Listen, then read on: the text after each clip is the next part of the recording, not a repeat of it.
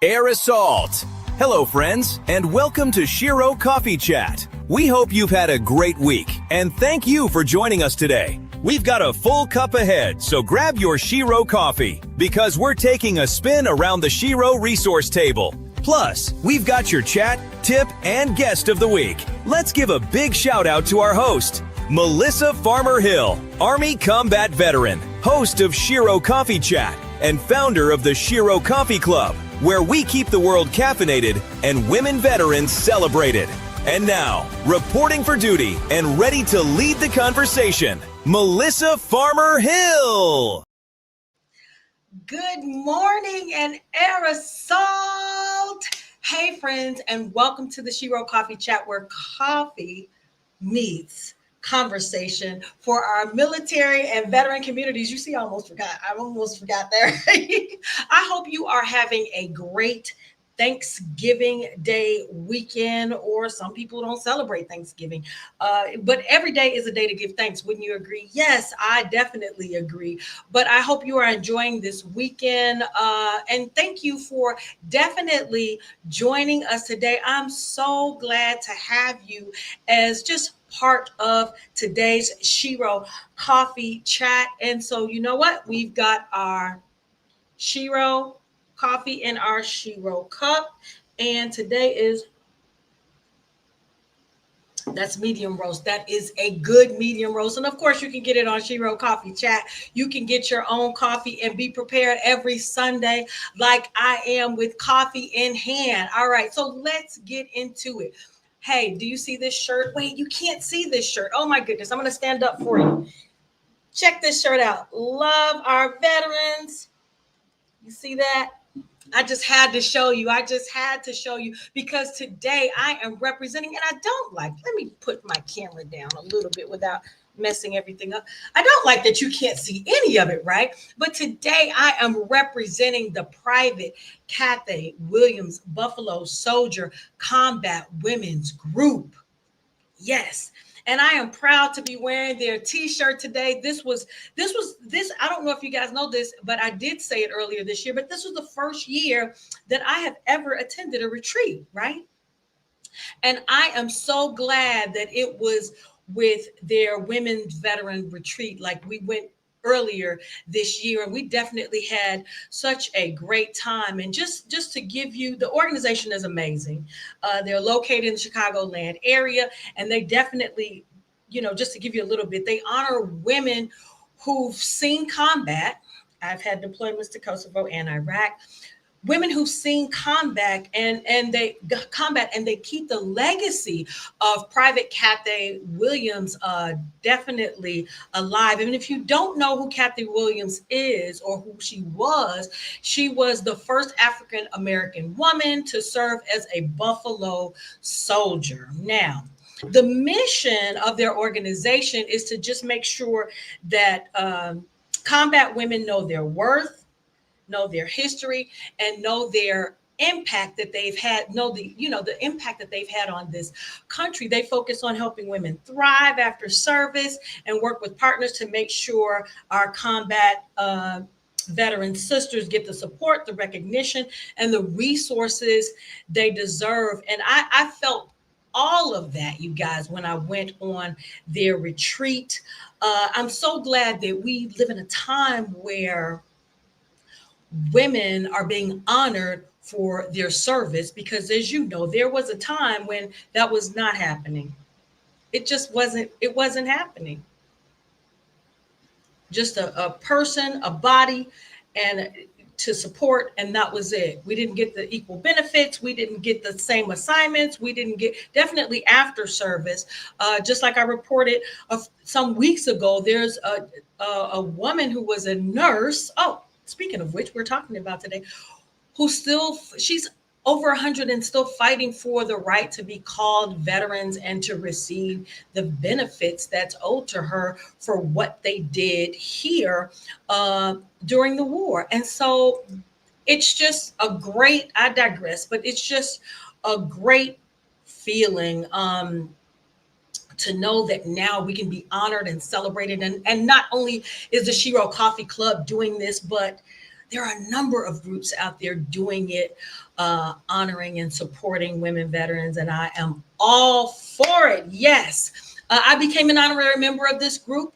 They also have an annual event, which is fabulous. It's called the Art of War. It's usually at, if you're familiar with the Chicago area, you know about Governor State University, and it's usually held at Governor State University. And what they do, they have art that was created and books that were written by women veterans, and they are showcased. They have a band, they have some food. They also have different resources, different organizations that have resources for veterans there. I mean, the event is truly wonderful. And talk about the raffles. Oh my goodness. They have some amazing raffles as well. It really is a wonderful event. So shout out to the connection, to the healing, to the sisterhood that you experience as a member of the Private Cathay Williams Buffalo Soldier Women's Combat Group. I proudly stand with them today on today's show. So shout out to you guys. I absolutely love what you're doing. And I love the connection that you have. And I'm just so blessed to be a part of it. These are wonderful times we live in, because there are some amazing people doing some amazing things out in the world. All right, we're going to jump right into our Shero resource table. And at Shero Coffee Chat, as I always say, we know that life is a journey, and that journey is not always easy, right? That's why we got to keep our heads on a swivel. We really do have to keep our heads on a swivel, you guys, when it comes to helping our veterans and their families. There are over 16 million veterans out there, and not one of us has all the answers, but together we can definitely find solutions. The Shero resource table is all about sharing information, resources, and programs, because when one of us wins, what happens? Even if one of us wins, we all win. And you know why I say that? I say that because guess what? If someone has an issue and they got their issue solved, they can show someone else how to do it. Now, someone with that same issue can come along. They get the information they need, and they get the information they need. And that's why when one of us wins, we all win. And today at the Shero Resource Table, I really want to highlight the Veterans Healthcare Policy Institute. That's a big word, right? Veterans Healthcare Policy Institute. They are hosting an important, and I do believe that it is really important. They're hosting an important Zoom on Wednesday, December 3rd at 1 p.m. Central Standard Time, called Women, Veterans, and the Fight. Listen, and the fight to defend VA services. And one of the ways we keep our heads on the swivel is by staying informed and being active, right? Being in motion. As I said before, women are now the fastest growing veterans group, you guys. We are the ones. We are the fastest growing veterans group. And a lot of us depend on VA for things like reproductive health care, support after sexual trauma, help with, medical support with illnesses and other conditions. Now the Institute is saying that some of those services might be at risk. And this forum on December 3rd is designed to break down what's really going on. I definitely will be there. They will have a panel of women who serve, some leaders, some advocates, to give us the tea on the policies that can harm our access to care. So I have to give a shout out. And I hope she's watching. Bridget Latanzi.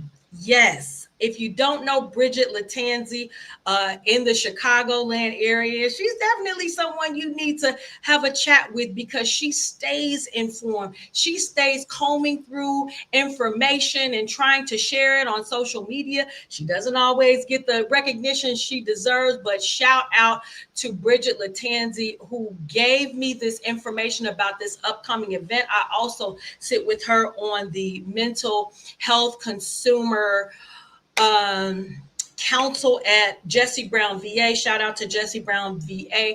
But yes, shout out to you also, Bridget. So I just want to give you this information. I will definitely leave there's a PDF. There's a PDF. I will leave that on in the messages below after the show. I just want to encourage you to plug in and attend this upcoming event because, hey, this is some serious things, some serious accusations. If we're going to lose some of our access to care, let's find out what's going on and what we can do to keep that. All right. So there you go. Now I'm going to move right into chat of the week. And I think our chat of the week was one of the parts of the headline for the show. Now, there is a lot of noise online. I know you guys are hearing it saying, nurses are done. Nurses it's not a professional degree. And to me, people are taking that the wrong way. Definitely taking it the wrong way. And they are spreading this information from a soundbite they heard. We're at the point now, you don't know what to trust. You don't know who to trust or what to trust. So sometimes we got to do our own research, you guys. So I want to kind of, talk about this and make this, say some things in some plain terms that people understand, right? So this whole situation, I am not a nurse, just to let you know. But this whole situation is not about nurses not being professionals, okay? And I'm not talking about the maybe one or two or maybe more experience that you've had with nurses. We know there might be there might be a few who are not good, but I just remember, I don't know who said this, but when you think about it, when you see, that's why you have to really do kind of like your own research and, talk to people you trust and love who have had maybe this experience. Because when someone gets their law degree or their doctors or they become medical doctors, they take these tests and things like that. You don't, everyone doesn't graduate in the top 10%, right? There's some people down at the bottom, right? And so, the prayer is that they learn and progress and grow as medical doctors. But we've seen some doctors out there that definitely don't cut the mustard, right? Probably lawyers too. But the whole point is this situation is not about nurses not being professionals, right? It's about how the government labels certain college programs. It's as easy and simple as that. It's about how the government labels certain college programs. So a professional degree is just, and I remove the air quotes. But a professional degree is just a technical category used for things like medical school. We know how doctors become doctors, right? Or law school. We know how lawyers become lawyers. There's really a track. There's a track for that, and they follow that track and they take the test and they become, and they do the internships and they do all of these things to become a medical doctor or a lawyer, right? Well, nursing, hear me, nursing doesn't fit that label. And the reason why it doesn't fit that label is because there's so many different ways or so many different paths to become a nurse, right? Associate, bachelor's, different programs. And it's just that flexibility, the flexibility that nursing degree has, knocks it out of the professional category. But it doesn't mean that nursing is not professional or that it isn't a profession. All right. It just means the paperwork looks different, right? Nurses, and we know, let me take a sip because we know nurses are licensed, right? They're trained, right? They're regulated, right? And most of us trust nurses. Sometimes we trust nurses more than our doctors, right? I'm just saying. I'm just saying. They go through clinical hours, they go through exams, they go through continuing education. I mean, just like doctors do, the whole 9 yards. They are definitely in the room when actual life is happening, right? Whether it's birth, whether it's a crisis, whether it's some type of sickness or healing, or even death, right? A nurse, you guys, is always there. So please don't let a government label make you think that nursing is anything less. Okay? Don't let that happen. And what I see is, just the sound bite. That's the sound bite that we're going off of. Something that, the president said. Maybe he understood it when he said it, but you need greater clarification for sure.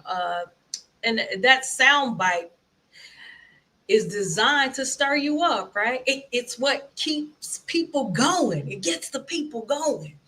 And sound bites don't give the whole picture, but here's the real truth. These United States of America, we definitely need nurses. Shout out to every nurse out there doing their thing. But not only do we need nurses in the United States, we need them badly. So the Bureau of Labor Statistics says that we'll need about 189,000, listen to me, 189,000 nurses every year over the next decade just to keep up. And there's some other things I could unravel in this conversation too, but I don't want to digress. I want to keep it on the nurses. But we are really right now already short on nurses in this country. So that sound bite, it gets people thinking, I don't want to be a nurse. It's not even professional. It's not considered a profession. And then you might hear influencers talking about how nurses are getting fired, but we need 189,000 nurses a year, according to the Bureau of Labor Statistics. So just keep it like that. If you want to become a nurse and we need you, become a nurse. Like I said, we're already short on nurses in this country, right? And that really means that nurses are more important than ever. And that's an indication that people are going to continue to get sick. I'll take a sip on that. Like I said, we can unpack that later, but we'll do it at another time. And the whole point is we should be making it easier. We should be making it easier, not harder, for people to enter that field. I mean, you still have like everything. Being a nurse is rigorous. You still have to go through the process, but we need to make it easier for people to enter the field. So the message today is simple. Stop letting headlines tell you how to think. That's it. A label doesn't define a profession. The work does. The work defines the profession, right? And nurses are professionals, period. Or like they used to say, period, with that DT on the end, period. And we need them now more than ever. So again, shout out to all of my nurses out there. I encourage you to keep going, keep recruiting in your field. Let's keep making nurses, because like I said before, we need 189,000 of them, right? Every year we need a whole lot of nurses. But that is our chat of the week, and shout out to my wonderful, beautiful, hardworking nurses out there. We are going to go right into our tip of the week. So for today's tip of the week, we are back talking about our fur babies. Who has a fur baby? Who out there has a fur baby? Yes, and protecting your pets in the cold as the temperature drops. Now, as you guys know, I'm here in beautiful Gulf Shores, Alabama, and the weather is just perfect.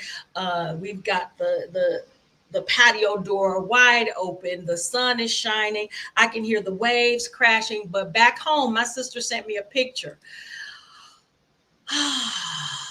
It's just a winter wonderland. I'm not even going to talk bad about it, right? It's just a winter wonderland because some people enjoy the winter.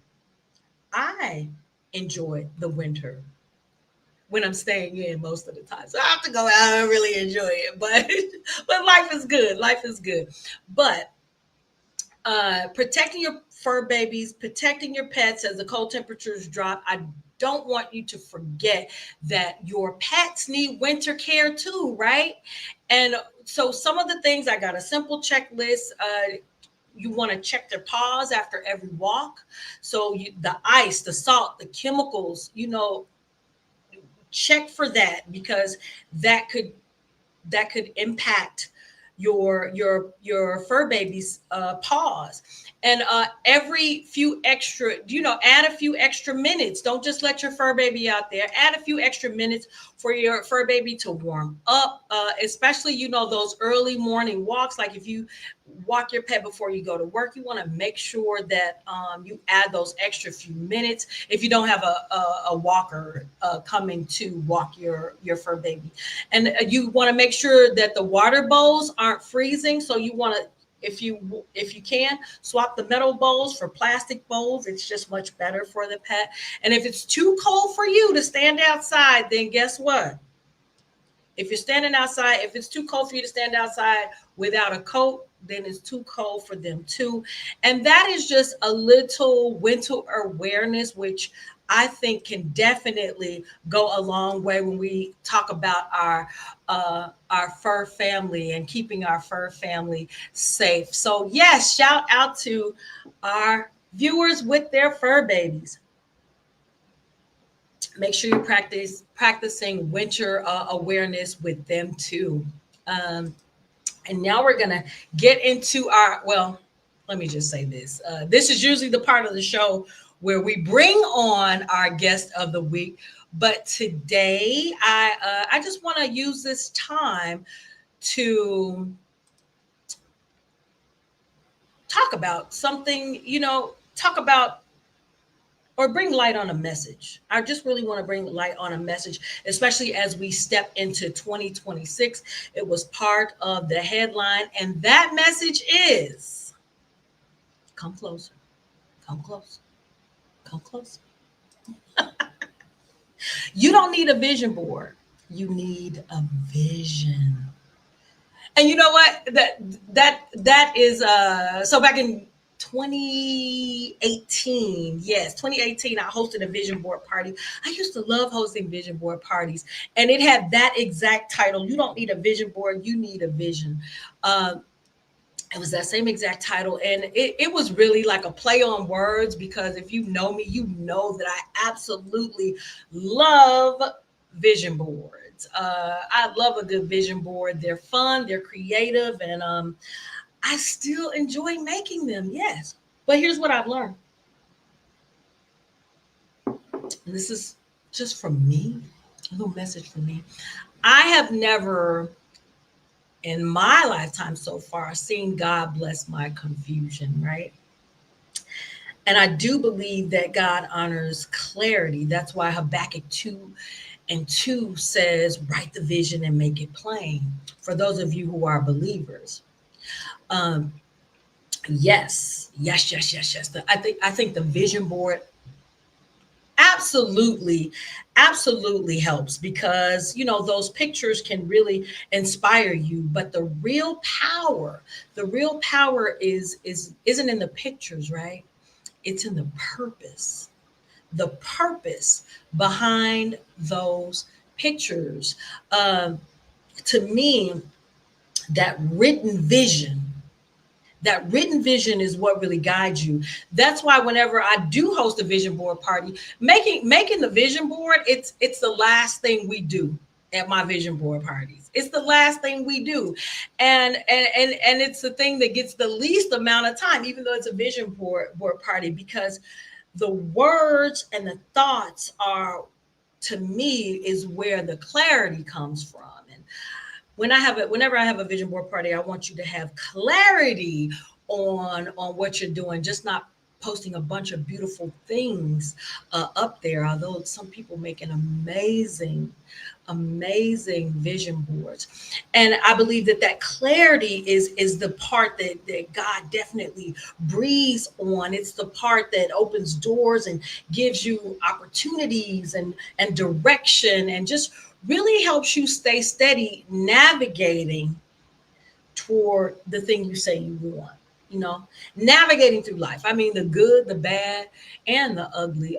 That board is, or can be, used as a tool, but the written vision, that part that you took time out to think about, to write down your goals, your desires, and your thoughts, that is the assignment.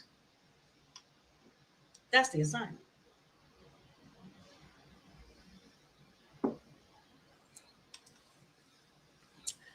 Now let's talk about what that really looks like. See, every year, a lot of us make vision boards. I haven't done mine yet.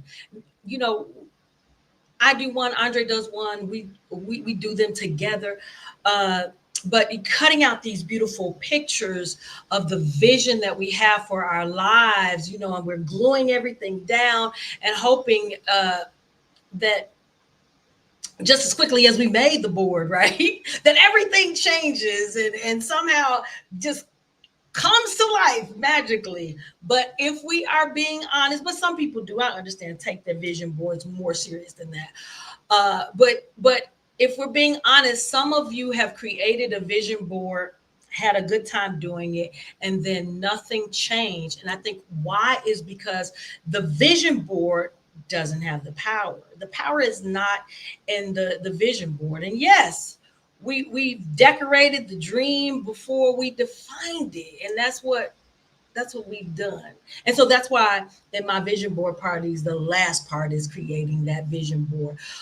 We worked on the look before we worked on the plan. And I just go back to Habakkuk. God said, make it plain, clear, simple, written, right? A vision board will show you what you want. The written vision tells you what to do next. And here's the part a lot of people don't want to admit. We don't rise to the level of our dreams or that vision board. We fall to the levels of our habits. Some people say systems, however you want to put it. And I think that's why, some boards just stay boards. There's no structure behind them. It's no steps, no follow through. Really none of that stuff. Just inspiration with nowhere to go. And a lot of people might get stuck right there because they think they need the whole plan laid out before they can even make the first move. There's so many quotes that speak to that, right? And the one that's kind of standing out is the one from Martin Luther King about climbing the staircase, just take the next step. They feel like they have to know every step. You don't have to be fully ready to have all the answers. And you don't.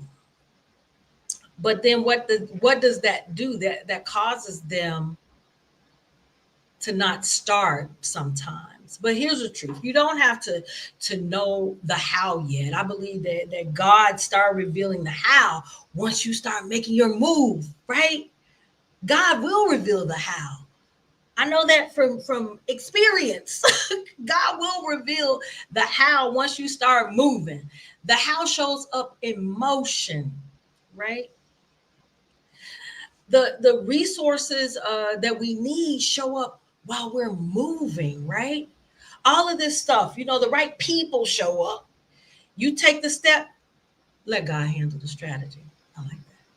You take the step and let God handle the strategy. So today I'm not going to, bury you with 10 steps and a long checklist. I just want to give you 3 simple takeaways that you can actually remember and act on for 2026. Is that all right?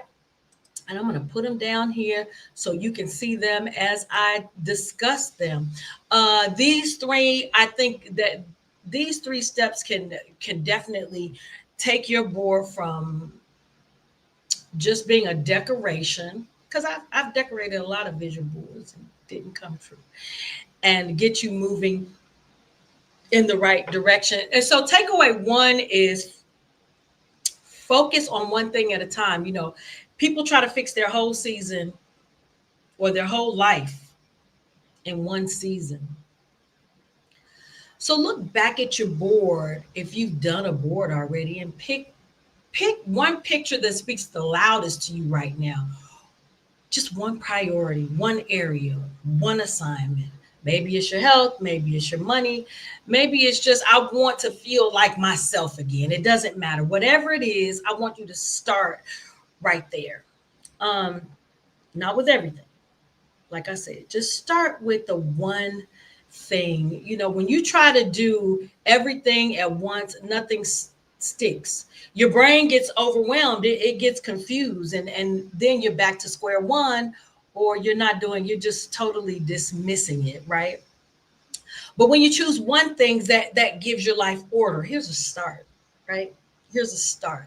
It shows God that you have a clear target on where you would like to be blessed, right?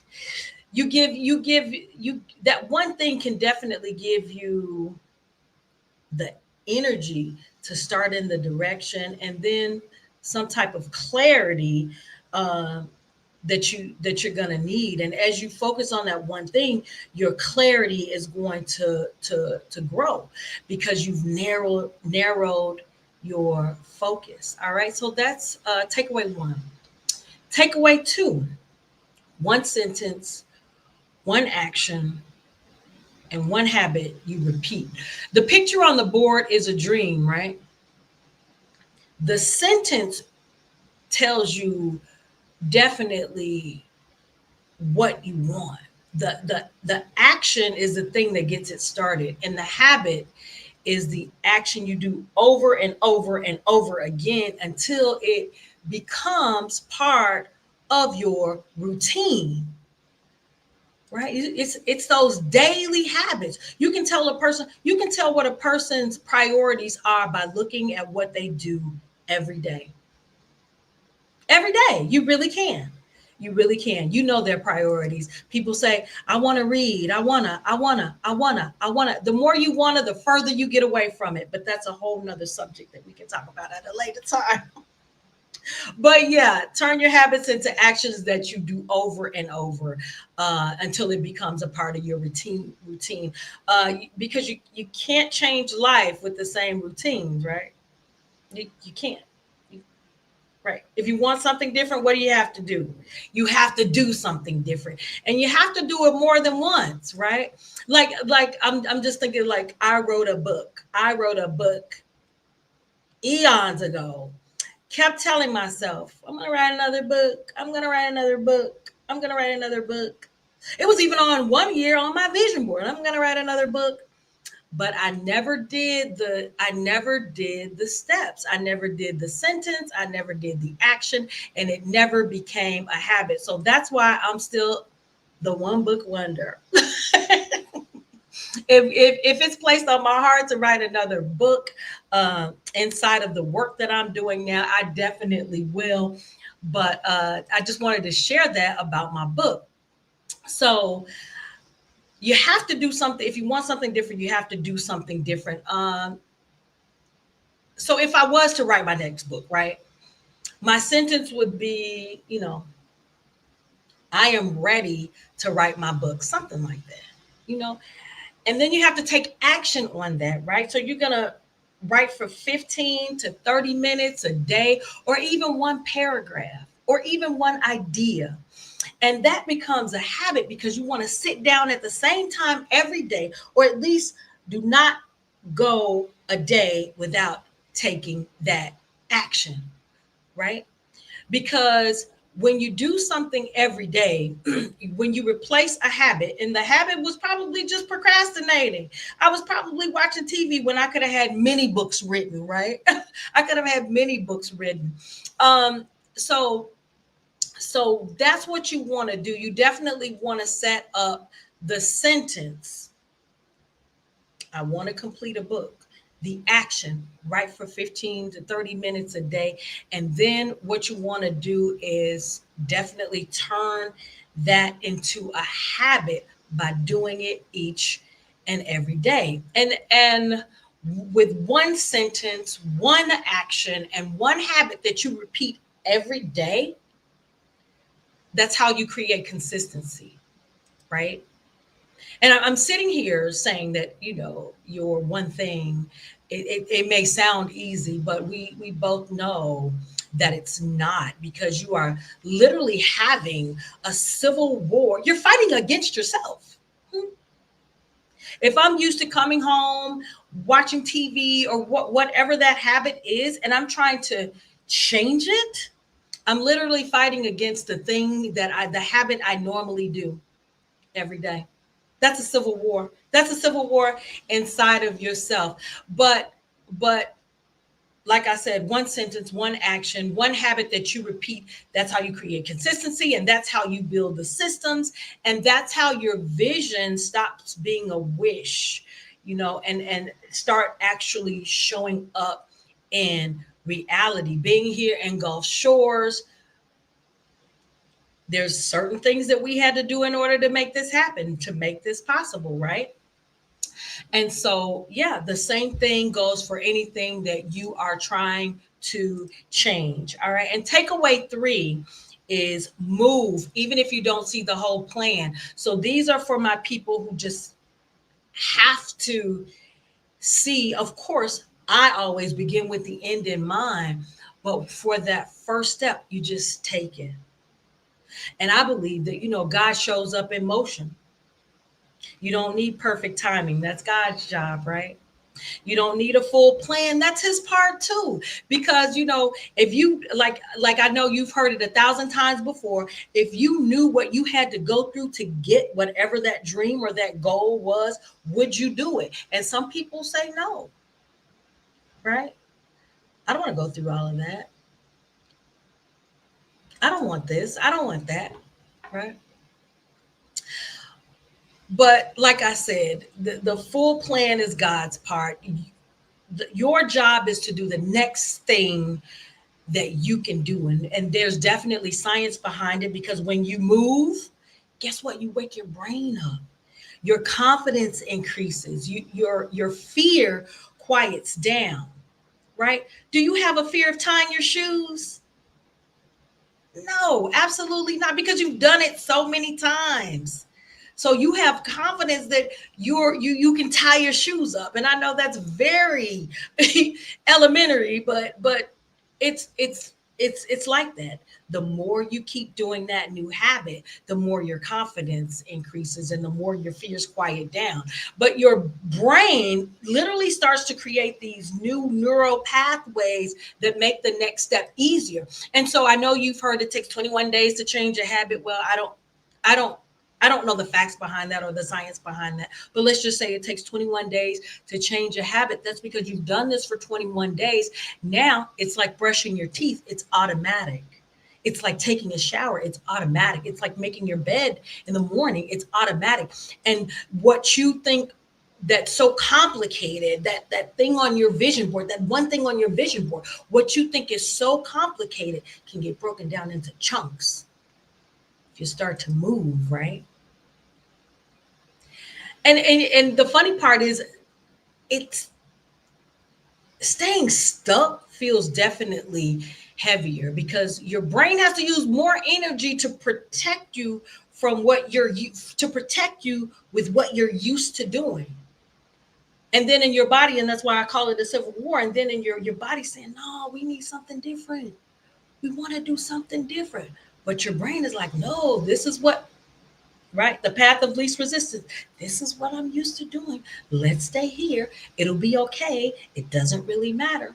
But there's something in you that God put in you that tells you you should be doing something different. You should be somewhere else. You should, right?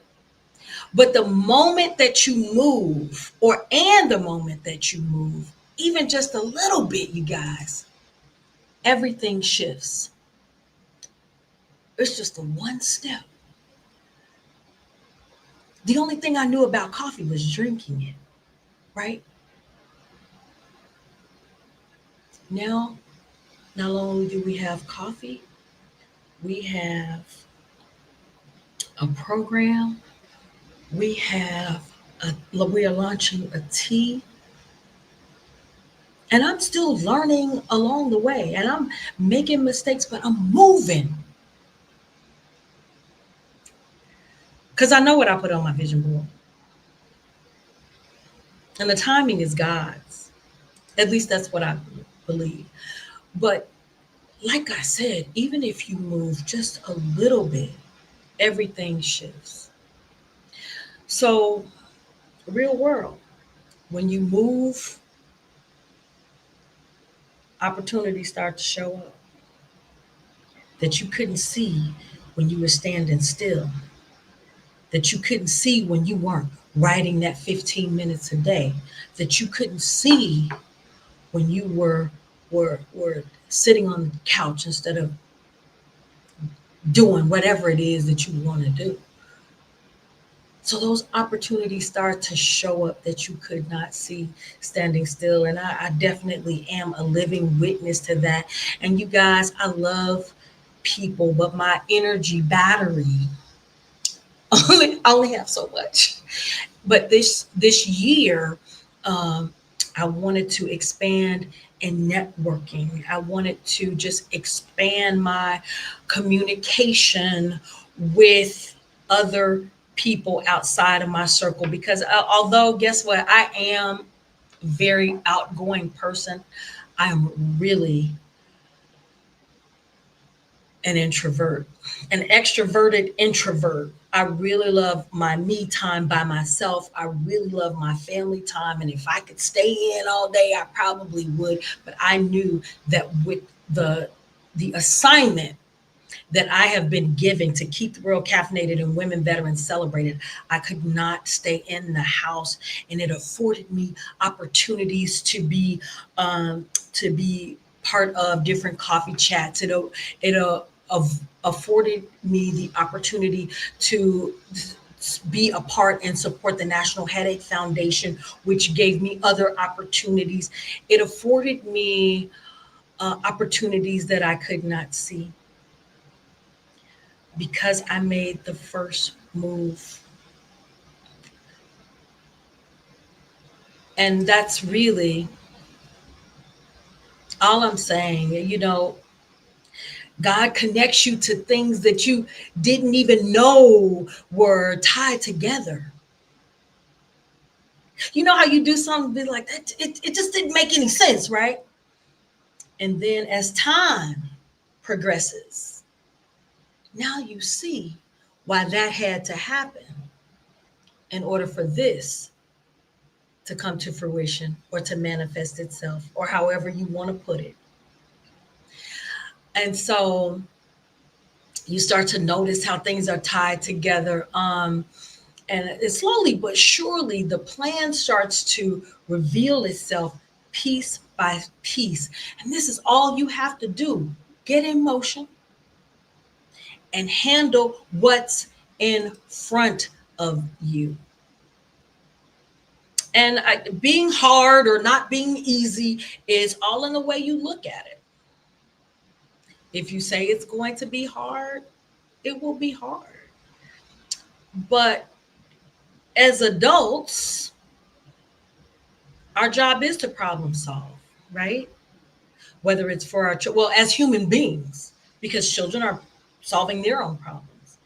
Our job is to problem solve. So if you just do what you're naturally made to do, problem solve, you might not see it as hard, maybe irritating, annoying, a little bit challenging, but there are some real challenges out there. But that's all in perspective. Don't sit around and wait for more details, more clarity. And one of the things I just remember someone saying, while you're waiting on God, God is waiting on you. God is waiting on you to make the first move.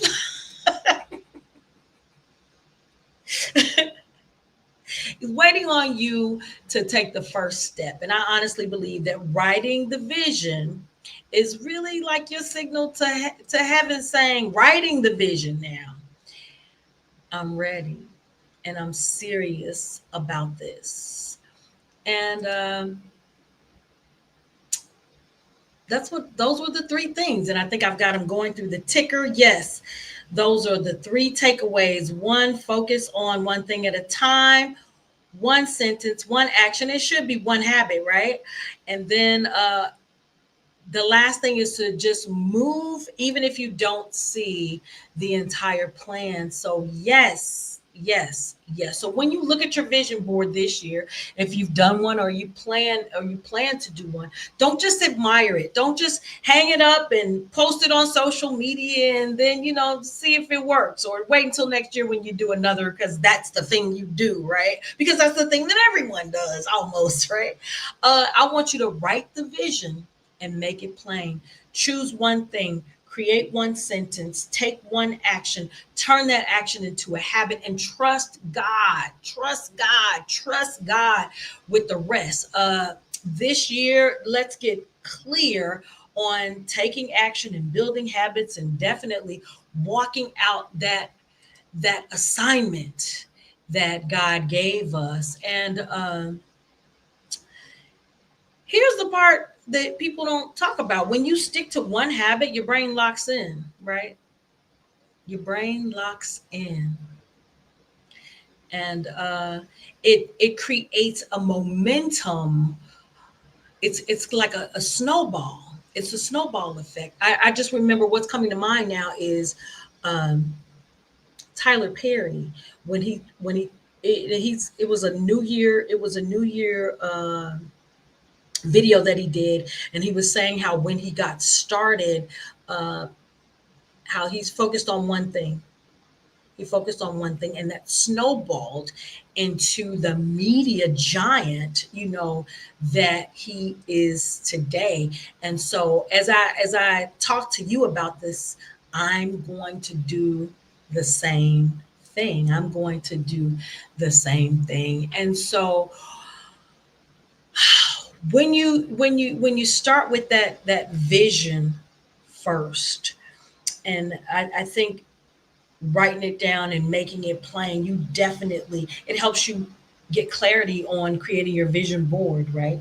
And it helps to actually bring that vision board to life. So the things that you desire or want definitely starts to become a reality, but always, always, always begin with God, seeking prayer and guidance for everything that you do. That's my advice to everyone. All right. And so I guess that is it. I will see you next Sunday right here on Shero Coffee Chat. Thank you for spending this time with me. And as always, keep your heart strong and your coffee Shero. I will see you next week. Hey there, thank you so much for hanging out with us on this week's Shero Coffee Chat. Don't forget, smash that subscribe button so you never miss what's coming next. And hey, make sure your weekday begins with Shero Coffee, where we keep the world caffeinated and women veterans celebrated. You can visit us at sherocoffee.com. We'll see you next week right here on Shero Coffee Chat, and have a blessed week.